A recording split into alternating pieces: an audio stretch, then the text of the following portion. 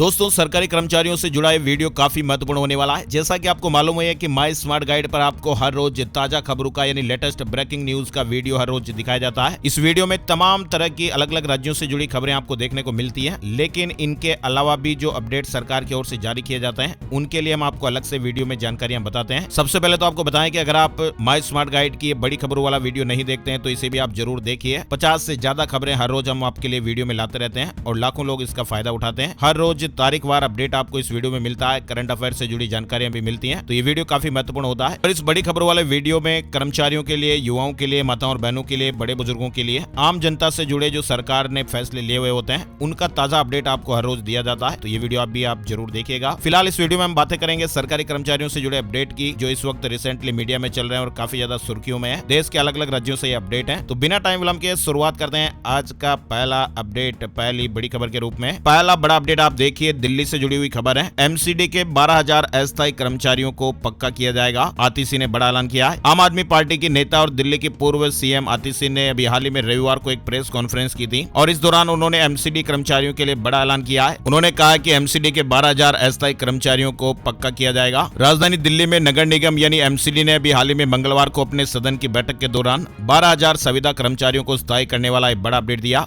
वहीं बिहार के सरकारी कर्मचारियों के लिए भी काम की खबर आई है। नीतीश सरकार कैडर मैनेजमेंट मॉड्यूल तैयार कर रही है, यानी बिहार सरकार कैडर मैनेजमेंट मॉड्यूल से जुड़ा ये बड़ा अपडेट करने की तैयारी में है। इससे सरकारी कर्मचारियों की सही संख्या का पता चलेगा, उनकी कार्यकुशलता की जानकारी भी एक ही क्लिक पर मिल जाएगी। यानी बिहार सरकार अपने कर्मचारियों की जानकारी एक ही जगह पर इकट्ठा करने की तैयारी में है। इससे ये पता चलेगा कि कितने कर्मचारी हैं, कितना काम करते हैं, ऐसी जरूरी बातों के बारे में जानकारियां मिलेगी। इसके लिए कैडर मैनेजमेंट मॉड्यूल लाया जा रहा है। बिहार प्रशासनिक सुधार मिशन इस पर काम कर रहा है और इस बारे में पिछले साल अक्टूबर में एक बैठक भी हुई थी और विभागों से कर्मचारियों की जानकारियां मांगी गई थी। बिहार सरकार ये चाहती है कि कर्मचारियों से जुड़ी सभी जानकारियां एक ही जगह पर मिल जाए। इससे क्या होगा कि जैसे ट्रांसफर वगैरह करना है, तबादले, नियुक्ति, तरक्की वगैरह में आसानी होगी। कौन कर्मचारी किस पद पर है ये भी तुरंत पता चल जाएगा। कामकाज में पारदर्शिता आएगी, सरकार को सही समय पर सही फैसले लेने में मदद मिलेगी। अच्छा, इसके अलावा उत्तर प्रदेश में इन सरकारी कर्मचारियों को नहीं मिलेगा मार्च महीने का वेतन। योगी सरकार ने आदेश जारी कर दिया है। उत्तर प्रदेश सरकार ने राज्य कर्मचारियों के लिए संपत्ति घोषणा को लेकर सख्त रुख अपनाया है। 28 फरवरी तक चल अचल संपत्ति का ब्यौरा मानव संपदा पोर्टल पर नहीं देने वाले लगभग 1.5 लाख कर्मचारियों का मार्च में वेतन रोक दिया जाएगा। मुख्य सचिव मनोज कुमार सिंह ने सभी विभागों को इसके लिए निर्देश जारी कर दिए हैं कि 28 फरवरी तक संपत्ति का ब्यौरा दे दें। मानव संपदा पोर्टल पर अब 28 फरवरी तक चल अचल संपत्ति के बारे में जानकारियां बतानी है और 28 फरवरी तक संपत्ति नहीं बताने वाले राज्य कर्मियों को मार्च में वेतन रुक सकता है। साथ ही नेक्स्ट अपडेट देखिए, उत्तर प्रदेश में यानी यूपी पुलिस में 30,000 नई भर्तियों का ऐलान भी हुआ है। सीएम योगी ने बड़ा ऐलान किया है। मुख्यमंत्री योगी आदित्यनाथ ने घोषणा की है कि पुलिस में जल्द ही 30,000 नई भर्तियां की जाएगी। सीएम योगी ने कहा कि 60 लाख से अधिक नौजवानों को नौकरी उपलब्ध कराई जा चुकी है। पुलिस विभाग में साल 2017 से अब तक 1,56,000 पदों पर भर्तियां की गई हैं और वर्तमान में 60,200 पुलिस कार्मिकों की भर्ती हो रही है। मुख्यमंत्री जी ने घोषणा की है कि पुलिस में जल्द ही 30,000 नई भर्तियां की जाएगी। चलिए अगली बड़ी खबर देखिए, होली से पहले सरकारी कर्मचारियों को मिलेगा तोहफा, बढ़ सकता है महंगाई भत्ता। इस वक्त ये मीडिया में खबर काफी ज्यादा चल रही है। केंद्र सरकार के कर्मचारियों और पेंशनर्स को इस साल होली से पहले बड़ी खुशखबरी मिलने वाली है। होली 14 मार्च 2025 को है और इससे पहले ही सरकार डीए यानी महंगाई भत्ता बढ़ोतरी का ऐलान कर सकती है। ये बढ़ोतरी सरकारी कर्मचारियों के वेतन में बढ़ोतरी का कारण बनेगी और पेंशनर्स को भी फायदा होगा। 7वें वेतन आयोग के तहत डीए साल में 2 बार जनवरी और जुलाई में बढ़ता है। मार्च 2025 में पहली बढ़ोतरी का ऐलान हो सकता है, हालांकि अभी तक इसकी आधिकारिक घोषणा नहीं हुई है। डीए बढ़ने से कर्मचारियों का वेतन कितना बढ़ेगा? कर्मचारी संगठनों के मुताबिक इस बार डीए में 3 से 4% तक बढ़ोतरी हो सकती है और इसका मतलब हुआ कि कर्मचारियों के वेतन में 540 रुपए से 720 रुपए हर महीने तक का इजाफा हो सकता है। इसे आप एग्जांपल से भी समझ सकते हैं। साथ ही महंगाई भत्ता यानी डीए सरकारी कर्मचारियों को दिया जाता है और पेंशनर्स को महंगाई राहत यानी डीआर मिलती है। इस बढ़ोतरी का लाभ 1 करोड़ से अधिक सरकारी कर्मचारियों और पेंशनर्स को मिलेगा। चलिए नेक्स्ट अपडेट में उत्तराखंड से बड़ी खबर आ रही है। यूसीसी पोर्टल पर सरकारी कर्मचारियों का विवाह पंजीकरण अनिवार्य कर दिया गया है। मुख्य सचिव ने इस बाबत निर्देश भी जारी कर दिए हैं। उत्तराखंड में सरकारी सेवा में काम करने वाले सभी विवाहित कर्मचारियों के लिए यूसीसी पोर्टल पर विवाह रजिस्ट्रेशन अनिवार्य कर दिया गया है। मुख्य सचिव राधा रतूड़ी ने सभी विभागों के मुखिया को नोडल अफसर तैनात करने के निर्देश दिए हैं। जिन कर्मचारियों का विवाह 26 मार्च 2010 के बाद हुआ है उनके लिए यूसीसी पोर्टल पर रजिस्ट्रेशन कराना अनिवार्य है। नोडल अफसर अपने जिलों के कर्मचारियों का समयबद्ध रजिस्ट्रेशन कराकर रिपोर्ट सचिव गृह को भेजेंगे और इसके लिए सोमवार को विस्तार से दिशा निर्देश भी जारी कर दिए गए हैं। उत्तराखंड के सरकारी कर्मचारियों के लिए अपडेट है। वही देखिए, उत्तराखंड के सरकारी कर्मचारी पेंशनर्स को कैशलेस इलाज गोल्डन कार्ड में निजी कंपनी पर भी विचार किया जा रहा है। उत्तराखंड के सरकारी कर्मचारी और पेंशनर्स के कैशलेस इलाज के लिए शुरू की गई गोल्डन कार्ड योजना में निजी बीमा कंपनियों को भी शामिल करने पर विचार शुरू हो गया है और स्वास्थ्य महानिदेशालय को इस संबंध में विस्तृत अध्ययन करने के लिए कहा गया है। झारखंड से जुड़ी बड़ी खबर देखिए, झारखंड के सरकारी कर्मचारियों को नहीं मिलेगा चिल्ड्रन अलाउंस, हेल्थ बीमा में भी हर महीने 500 रुपए की कटौती। झारखंड के सरकारी कर्मचारियों को अब बच्चों की शिक्षा के लिए भत्ता नहीं मिलेगा। वित्त विभाग ने उन्हें चिल्ड्रन एजुकेशन अलाउंस देने पर असमर्थता जताई है। झारखंड विधानसभा में सोमवार को कृत कार्रवाई प्रतिवेदन की रिपोर्ट में इसका खुलासा हुआ। बजट सत्र के पहले दिन वित्त मंत्री राधाकृष्ण किशोर ने यह रिपोर्ट सभा पटल पर रखी थी। वित्त विभाग ने यह स्पष्ट किया कि समीक्षा में यह स्पष्ट हुआ कि वर्तमान में कई नई योजनाओं के कारण राजकोष पर अतिरिक्त बोझ पड़ रहा है। भविष्य में जब राजकोष पर अतिरिक्त बोझ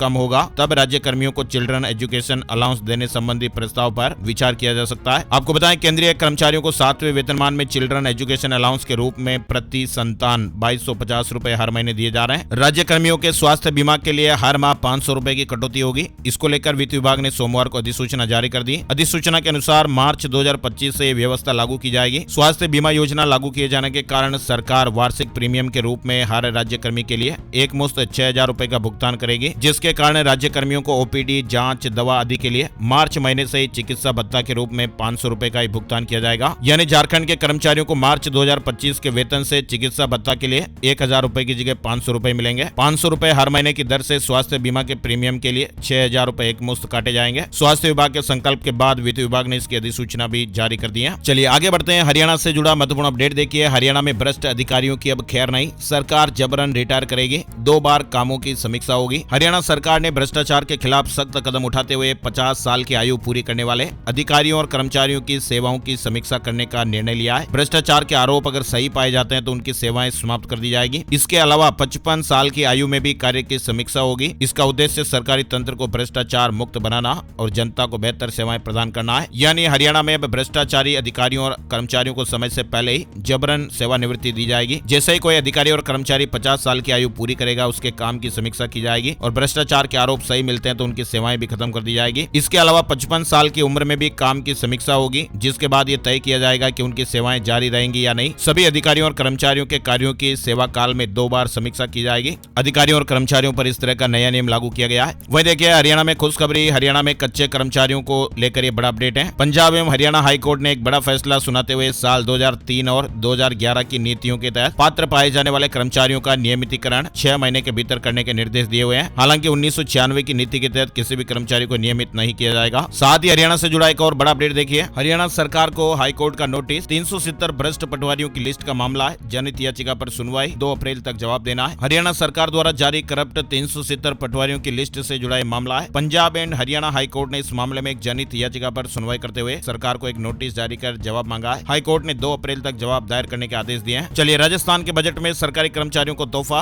पंचायत और मानदेय कर्मियों के लिए भी खुशखबरी आई है। राजस्थान में बनवारीलाल सरकार ने भी हाल ही में दूसरे बजट में महिला, युवा, किसान और नौकरी पेशा समेत सभी वर्गों को खुश करने की पूरी कोशिश की थी। वित्त मंत्री दिया कुमारी ने अपने दूसरे पूर्ण बजट में सरकारी कर्मचारियों और मानदेय कर्मचारियों को लेकर भी खुशखबरी दी। इसके अलावा पंचायत प्रतिनिधियों को भी लाभ दिया गया है। वित्त मंत्री ने ऐलान किया कि राजस्थान में समस्त मानदेय कर्मचारियों के मानदेय में अगले वित्त वर्ष से 10% की बढ़ोतरी की जाएगी। इसके अलावा पंचायती राज एवं नगरीय निकायों के जन प्रतिनिधियों के मानदेय में भी 10% का इजाफा किया जाएगा। इसके अलावा एनएफएसए राशन वितरण का काम संभाल रहे डीलर्स के कमीशन में भी 10% की वृद्धि होगी। वित्त मंत्री दिया कुमारी ने राजस्थान के लाखों सरकारी कर्मचारियों के लिए एक बड़े तोहफे का ऐलान किया। उन्होंने कहा कि सरकारी कर्मचारियों को 1 अप्रैल 2024 से बढ़ी हुई ग्रेच्युटी का लाभ दिया जाएगा। इसके अलावा मंत्रालय कार्मिक, जेल प्रहरी, स्कूल व्याख्याता और प्रबोधकों आदि के कैडरों का पुनर्गठन कर उनके पदोन्नति के अवसरों में बढ़ोतरी की जाएगी। चलिए नेक्स्ट अपडेट देखिए। तेलंगाना के बाद अब आंध्र प्रदेश के मुख्यमंत्री जी ने भी बड़ी घोषणा की है। आंध्र प्रदेश के मुख्यमंत्री चंद्रबाबू नायडू की तेलुगु देशम पार्टी टीडीपी की सरकार ने यह घोषणा की है कि राज्य में मुस्लिम कर्मचारी रमजान के पवित्र महीने के दौरान 1 घंटा पहले काम छोड़ सकेंगे। यानी तेलंगाना के बाद अब आंध्र प्रदेश सरकार ने भी सभी सरकारी मुस्लिम कर्मचारियों को रमजान के महीने के दौरान नमाज अदा करने के लिए अपने कार्यालयों से जल्दी निकलने की अनुमति दी है। तो सरकारी कर्मचारियों से जुड़े ये महत्वपूर्ण अपडेट फिलहाल चल रहे हैं। जैसे और नए अपडेट आएंगे तो एक नए वीडियो में फिर से चर्चा करेंगे। ऐसी ही काम की ताजा खबरों के लेटेस्ट अपडेट्स देखते रहने के लिए लाल वाला सब्सक्राइब का बटन जरूर दबाइए ताकि आपको नोटिफिकेशन मिलता रहेगा और आप अपडेट्स खबरें देखते रहेंगे। बहुत बहुत धन्यवाद।